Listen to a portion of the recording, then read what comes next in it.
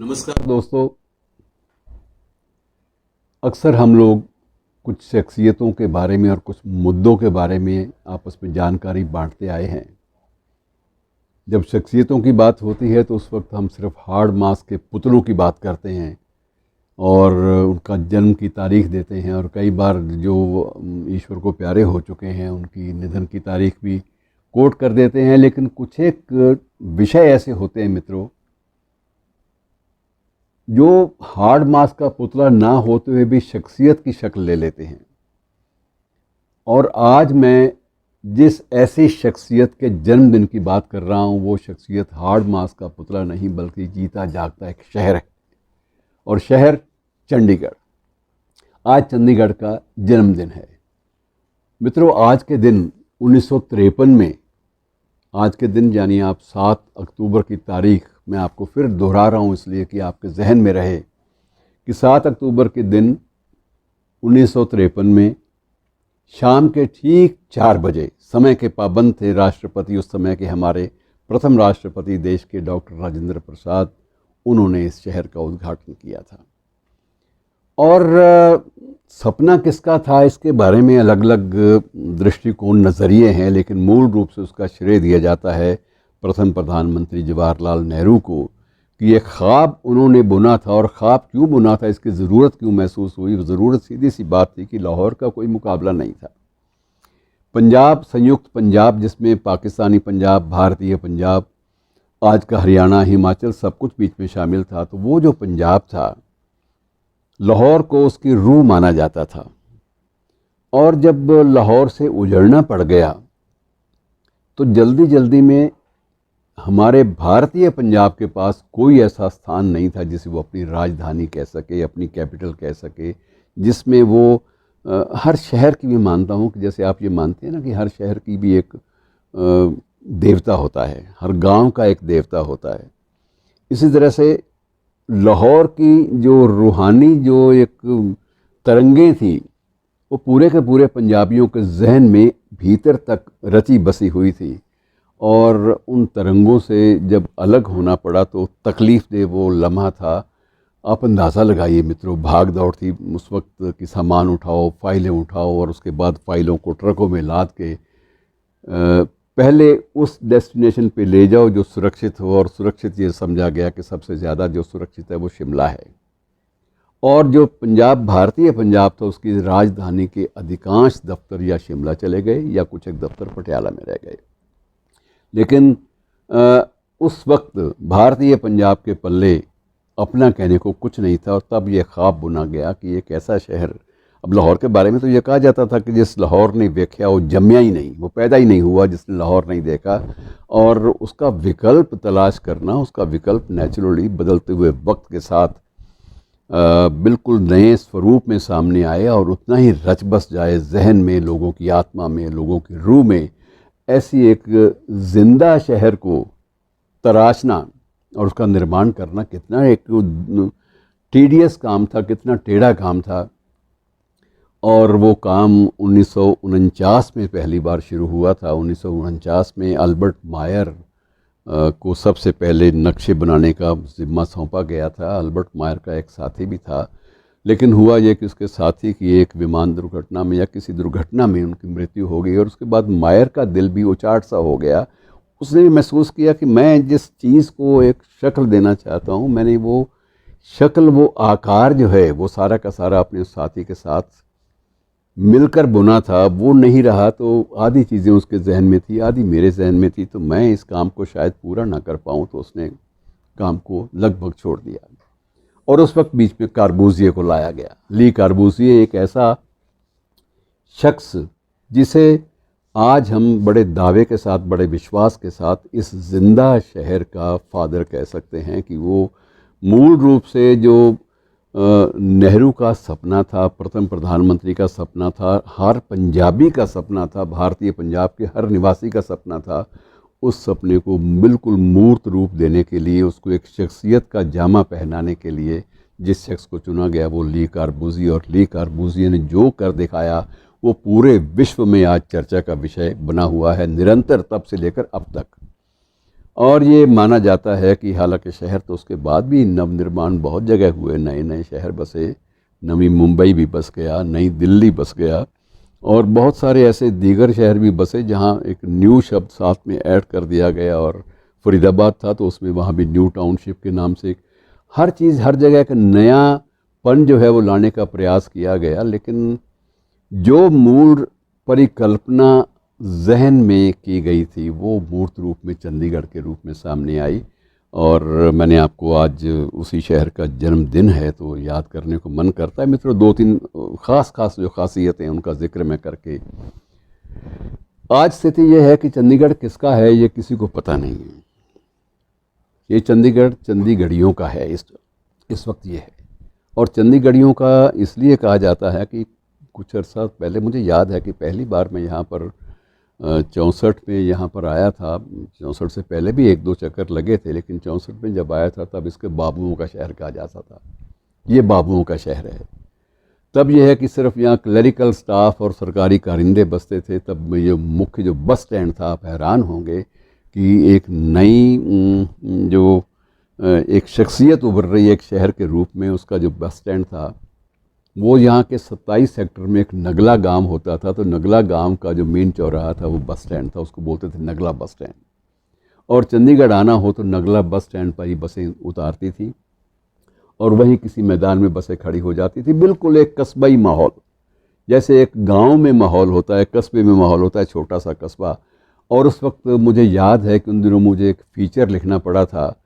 ये फ़ीचर तो 60 के बाद के दशक में आया, लेकिन उसका एक शीर्षक जो उस वक्त सूझा था वो मैं आपसे बांट रहा हूँ, इसलिए कि उसके माध्यम से आप समझ पाएंगे चंडीगढ़ कैसे विकसित हुआ। तब ये एक फ़ीचर छपा था मेरा बहुत से देश के बहुत सारे अखबारों में कि दिन में पेरिस, रात को हल्लो माजरा। और मेरा कहने की मुराद ये थी कि रात को ये बिल्कुल शहर जो है इसकी नाइट लाइफ है ही नहीं। 7 बजे या 8 बजे के बाद पूरा चंडीगढ़ मित्रों बिल्कुल अंधेरे में डूब जाया करता था। यहाँ कोई बंदा परिंदा आपको नज़र नहीं आता था। और उस वक्त स्थिति क्या होगी आप इसका अंदाज़ा सिर्फ लगा सकते हैं, आप उसको महसूस नहीं कर सकते। शाम को वो गाँव बन जाता है और दिन में जब 17 सेक्टर के गलियारों में से आप गुज़रते थे, या वहाँ जो 17 और 22 विशेष रूप से मैं ज़िक्र कर रहा हूँ कि वहाँ एक मौसम ऐसा जो आज का मौसम है, बस इस मौसम में दरख्तों पर रंगीन फल और फूल लदे होते थे और उनकी छटा देखने वाली होती थी कि आपको हर रंग के, जो भी कुदरत के रंग हैं, चाहे वो बैंगनी है, चाहे वो केसरिया है, चाहे श्वेत रंग है या लाल सुर्ख रंग है, आपको कचनार भी यहाँ मिल जाते थे, सारी चीज़ें मिल जाती थी। हर तरह के फूल जो है वो फूल जो है पेड़ों पर नाचते थे। और जब भी आप गुज़रते थे तो आपको एक एहसास होता था कि आप एक औपचारिक रूप से किसी शहर के बीच में नहीं, बल्कि एक जन्नत जैसी जो तस्वीर जहन में होती है, स्वर्ग जैसी, ऐसी एक दुनिया में आप जी रहे हैं। कभी कभी ऐसा लगता था मित्रों। उस शख्स ने बहुत सारे डिज़ाइन बनाए और उसके साथियों ने बड़े बनाए, और उसके बाद हमारे चंडीगढ़ के भी बहुत सारे, आदित्य जी और बहुत सारे जो एक्सपर्ट थे जो आर्किटेक्चर में, उन्होंने भी अपना योगदान दिया। और उस योगदान का फल ये हुआ कि मित्रों बड़े अजूबे इस शहर में पैदा किए गए। मसलन इसमें सबसे ज़्यादा बाग लगाए गए और बागों के नाम भी, एक बाग का नाम बोगेनवालिया बाग दे दिया गया, एक जाकिर रोज़ गार्डन बन गया। और जाकिर रोज़ गार्डन, आप हैरान होंगे कि इसमें 525 किस्म के गुलाब एक ही स्थान पर कहीं भी आपको दुनिया में नहीं मिलेंगे। और ये 525 किस्म के गुलाब इस शहर के कोर्ट पे टंगे हुए थे। आप अंदाज़ा लगाइए कोर्ट कितना बड़ा होगा, आप इस बात का भी अंदाज़ा लगाइए। कोर्ट ये पंडित नेहरू का कोर्ट नहीं था या जय चंद्रशेखर का कोर्ट नहीं था। ये कोर्ट जो है पूरे के पूरे एक ऐसी शख्सियत जो एक शहर का आकार ले रही थी उसका कोर्ट था। और उसमें 525 किस्म की जो प्रजातियां हैं गुलाब के फूलों की लगी हुई। और आप ये भी हैरान होंगे कि शायद दुनिया का ये एकमात्र शहर है जिसमें मेडिसिनल प्लांट, औषधि वाले प्लांट्स की संख्या तो लाखों में है, लेकिन जो वैरायटीज़ हैं, जो प्रजातियां हैं, 32,550 किस्म के मेडिसिनल प्लांट्स इस शहर में लगाए गए थे। और ये सारे के सारे ऐसा नहीं था कि बस बीज फेंक दिया गया, ना, इनकी परवरिश हुई थी बाकायदा। और इस शहर में जो पुराने जो दरख्त थे उनको काटा नहीं गया। बहुत सारे दरख्त आपको मित्रों 19 सेक्टर में और ये 23 में और कुछ और मार्गों पर 24 में कुछ एक सेक्टर हैं जहाँ पर आपको पुराने दरख्तों की एक कतार लगती है कि ये जैसे बुज़ुर्ग खड़े हैं और वो बुज़ुर्गों की तरह से वो हंस रहे हैं, और वो आपकी नादानियों पर भी और आपकी अचीवमेंट्स पर भी, आपकी मूर्खताओं पर भी और आपकी उपलब्धियों पर भी वो जैसे हंसते हैं। कुछ दरख्त ऐसे भी हैं जो चंडीगढ़ प्रशासन के रिकॉर्ड के मुताबिक जिनकी उम्र है वो 125 साल 150 साल तक हो चुकी है, और ऐसे दरख्तों को संजो कर रखा जाता है। उनका बाकायदा एक जनगणना जैसे होती है ना, सेंसस, वैसे उनकी गिनती का एक रजिस्टर है बाकायदा जिसमें दर्ज है। बेहतर होता कि उन दरख्तों के नाम भी कहीं चंद्रत्रेखा रख देते, या कहीं कुमार पानीपति रख देते, या कहीं अयूब रख देते, या कहीं कुछ भी रख देते, लेकिन नाम जो है या जितेंद्र परवाज़ रख देते। तो ये नाम जो है इसमें दरख्तों के नाम नहीं रखे गए, लेकिन दरख्तों का उनका मूल स्वरूप, उनका चरित्र, उनकी शक्ल सूरत सबको कायम रखा गया। अब भी उनकी देखभाल जो है वो बड़े प्यार के साथ होती है और बड़े मोहब्बत के साथ उनको देखा भाला जाता है। और मित्रों ये अजीब बात है, सबसे एक जो खूबसूरत बात आपको मैं बताऊं आपसे, आप जानते हैं इस बात को, सिर्फ एक ज्ञान आपस में बांटने वाली बात है कि दुनिया का शायद एकमात्र शहर है जिसमें कोई बुत नहीं लगा हुआ। हर दुनिया के शहर में आपको, अगर न्यूयॉर्क भी जाएंगे तो वहाँ भी आपको अब्राहम लिंकन और दूसरे नेताओं के बुत नज़र आएंगे। दिल्ली में बुतों की भरमार है। दिल्ली में एक आंकड़ा तो ये भी कहता है कि 7,000 से ज़्यादा वहाँ बुत जो है वो नेताओं के लगे हुए हैं, और बाकी चीज़ें अलग हैं। कोई भी कस्बा देश का हमारा ऐसा नहीं है जिस कस्बे में बुत नहीं है, सिवाय चंडीगढ़ के, कि चंडीगढ़ में किसी भी चौराहे पर आपको कोई भी प्रतिमा, कोई भी बुत नज़र नहीं आएगा। सिर्फ एक राष्ट्रपिता महात्मा गांधी की छोटा सा आधा बुत लगा हुआ है, और वो भी किसी चौराहे पर नहीं बल्कि गांधी भवन के भीतर लगा हुआ है 16 सेक्टर में। तो ये चीज़ें बहुत गज़ब की हैं कि जिसमें ये इन चीज़ों की मनाही है।